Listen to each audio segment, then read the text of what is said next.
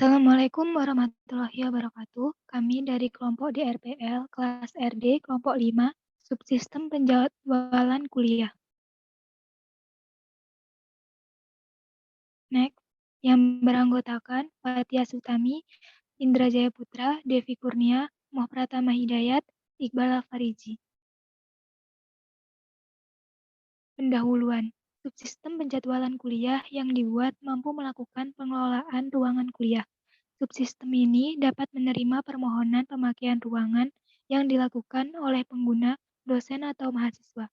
Subsistem ini menampilkan tabel yang berisi data ruangan yang tersedia, beserta lokasi ruangan dan kapasitas ruangan. Kemudian terdapat informasi jadwal berupa hari dan jam penggunaan ruangan.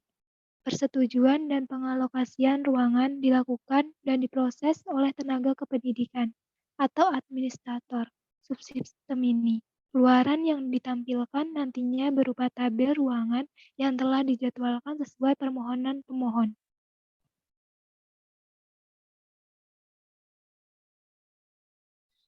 Berikut adalah kebutuhan fungsional dari SKPL kami tentang penjadwalan kuliah. Berikut adalah kode dan nama SKPL serta keterangan.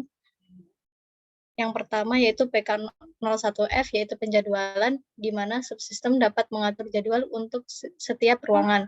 Selanjutnya PK02F, yaitu laporan, yaitu subsistem akan menampilkan tabel data ruangan dan jadwal. PK03F, pengajuan, subsistem akan menampilkan tabel data ruangan serta jadwal. Selanjutnya PK04F, yaitu validasi, subsistem dapat melakukan persetujuan atau penolakan permohonan. PK05F, perubahan otomatis, subsistem secara otomatis akan merubah status ruangan dari terpakai atau dipakai menjadi tersedia atau sebaliknya. PK06F, yaitu perubahan manual, subsistem dapat merubah data suatu jadwal atau ruangan. PK07F, penghapusan, subsistem dapat menghapus data suatu jadwal, ruangan, dan peminjaman atau pemohon.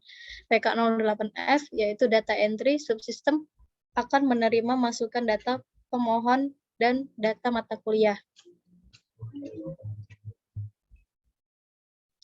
Selanjutnya yaitu kebutuhan non-fungsional dengan kode PK01NF. Nama SKPL-nya yaitu akses sistem, di mana subsistem dapat diakses melalui web atau situs di perangkat. PK02NF, pemohon tidak tersedia. Opsi pengajuan pemohon tidak dapat diakses jika suatu ruangan telah terjadwal.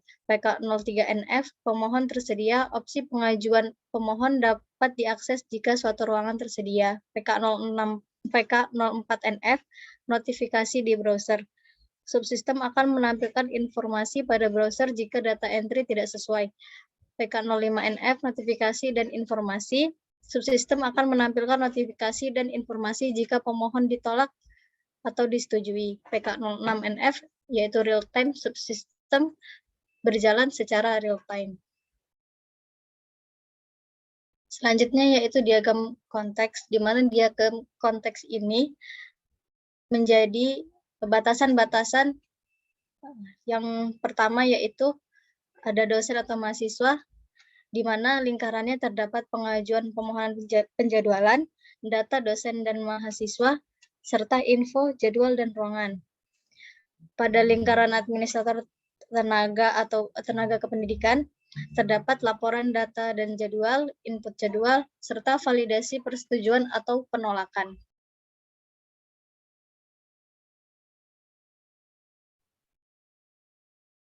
Kemudian untuk DFD level 0, sistem penjadwalan, terdapat dua proses utama yaitu login akun dan entry. Untuk login akun, pengguna dapat login jika akun terdaftar, maka sudah pasti bisa melihat tabel jadwal.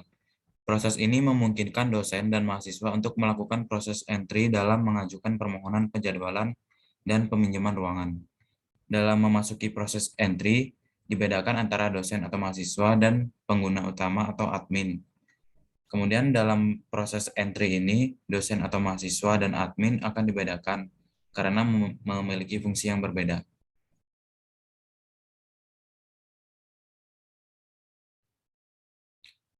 Selanjutnya DFD level 1 entry 2.1 membuat entry itu merupakan proses untuk dimasukkan oleh akun pengguna.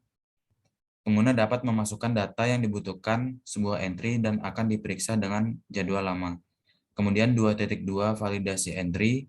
Proses ini hanya bisa diakses oleh akun admin. Kemudian admin akan memeriksa apakah entry memenuhi syarat atau tidak. Jika sesuai, maka jadwal akan disetujui dan akan diupdate. Jika tidak, maka akan ditolak dan entry akan dihapus. Kemudian DFD level 2 membuat entry. 2.1.1 merupakan proses memasukkan jadwal. Pada proses ini, pengguna memasukkan spesifikasi yang dibutuhkan entry, bisa berupa form. Setelah itu akan menuju proses validasi jadwal bentrok. Pada proses validasi jadwal bentrok, proses ini akan menyamakan apakah entry yang sudah dimasukkan bentrok dengan jadwal yang sudah ada atau tidak. Jika bentrok, maka entry akan terhapus. Jika tidak, maka akan diteruskan untuk divalidasi oleh tenaga didik atau admin.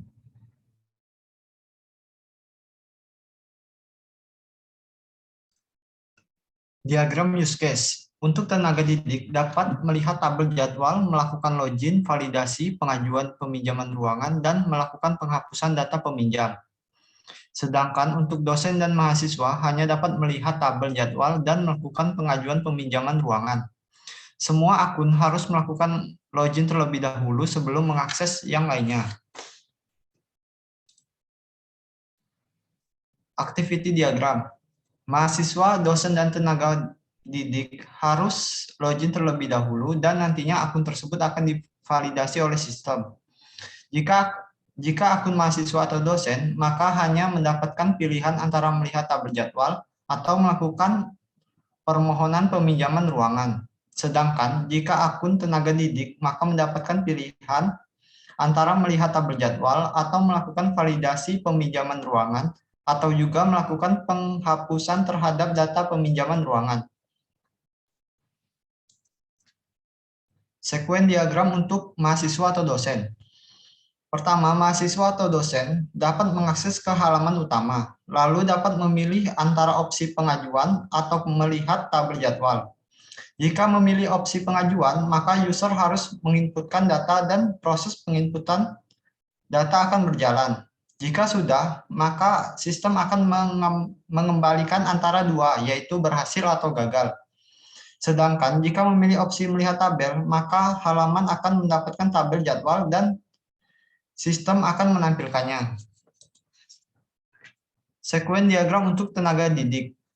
Pertama, tenaga didik harus mengakses halaman utama dan memilih opsi antara melakukan validasi pengajuan, melihat tabel jadwal ruangan, atau melakukan. Jika memilih melakukan validasi pengajuan, maka halaman akan mendapatkan tabel pengajuan dan sistem akan menampilkannya.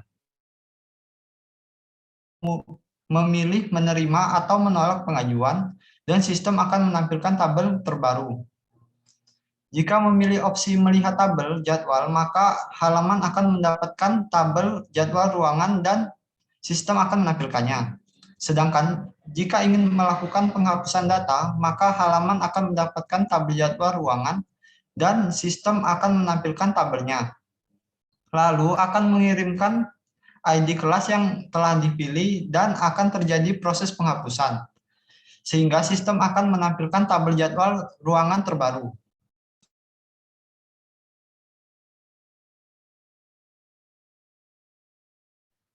Kemudian untuk kelas diagram, yang pertama adalah mahasiswa atau dosen memiliki atribut berupa nama, NIM atau NIP, kemudian prodi, dan memiliki fungsi berupa entry dan pengajuan.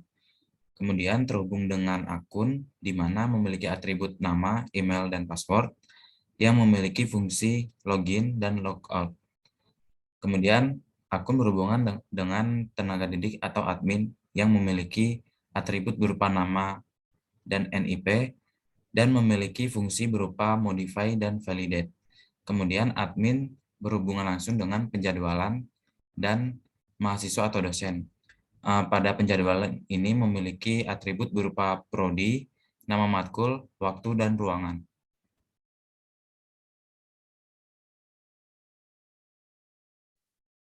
Test case fungsional menurut utama. Yang pertama, ID skenario SKFU01, nama skenario menampilkan daftar tabel ruangan, status halaman terakses, valid, hasil sistem akan menampilkan halaman yang berisi daftar ruangan. Kedua, ada SKFU02, penghapusan data, status halaman terakses, valid, hasil sistem akan menghapus data permohonan dari daftar permohonan peminjaman. Yang ketiga, SKFU03, menyetujui data permohonan valid, hasil sistem akan menerima data permohonan tersebut dan data tersebut akan ditampilkan di daftar tabel ruangan. Keempat, SKFU04 menolak data permohonan valid, sistem akan menolak data permohonan dan data tersebut akan dihapus dari daftar permohonan peminjaman. Test case fungsional menu biasa. SKFU01, nama skenario menampilkan daftar ruangan, status valid, hasil sistem akan menampilkan halaman yang berisi daftar ruangan. Kedua, SKFU02 berhasil menginput data permohonan, status valid, hasil sistem akan menerima data tersebut dan akan dikirimkan daftar permohonan peminjaman yang ada pada admin dan akan divalidasi oleh admin.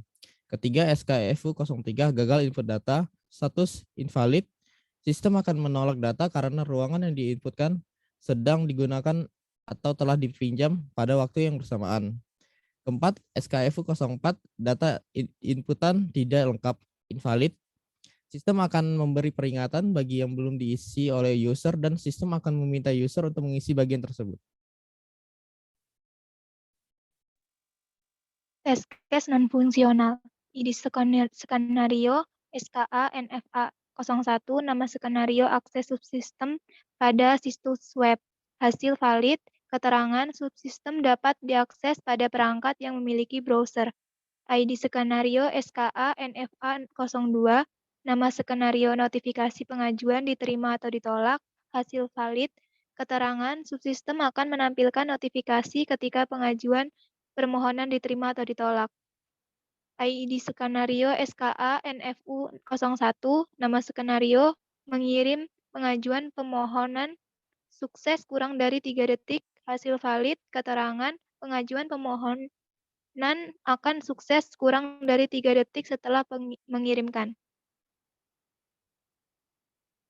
Kesimpulan hasil dari testing ini yaitu dapat mengetahui bagaimana kemampuan dari subsistem penjadwalan ini. Kekurangan-kekurangan dapat dilihat dari testing ini bisa digunakan untuk acuan peningkatan kinerja subsistem agar dapat lebih maksimal. Sekian dari kelompok kami. Jika ada salah kata, saya mohon maaf. Wassalamualaikum warahmatullahi wabarakatuh.